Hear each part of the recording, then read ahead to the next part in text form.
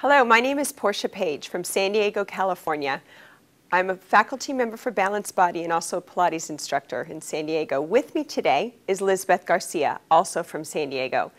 Today we have a really innovative and fun side-lying exercise on the reformer. We're using the studio reformer today with the foot bar on the low setting.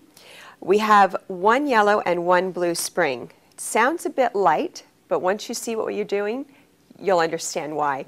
We're also working with the band today, which is something we normally don't use on the reformer.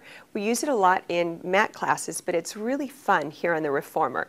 We're also using a Pilates Arc, and this is to aid in helping your clients in your classes lying down in a comfortable position that doesn't jeopardize the shoulder area, and it also keeps the spine pretty much supported from a side view.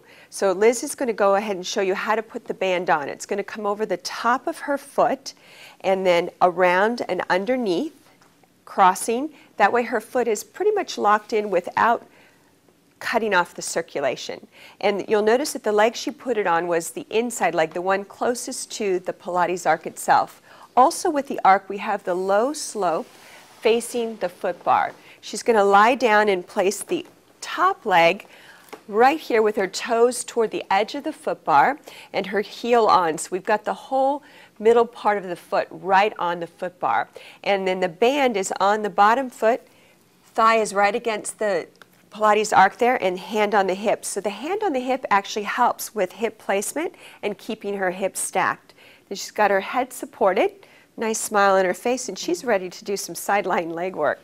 So again, with one yellow and one blue spring, not a lot of tension, but it helps you to see that your client or class is in the correct position. So we're just going to straighten and bend here. You want to make sure that the hip and the knee and the ankle are all in one long line. She's fully extending the leg out. And now on the next one, Liz, she's going to add a straightening of the bottom leg. This is really great work now for both legs.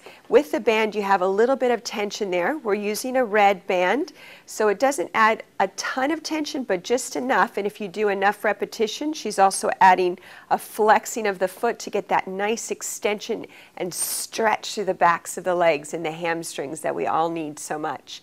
Now from there, we're going to have her stop and come back to the start position. I'm going to remove the yellow spring.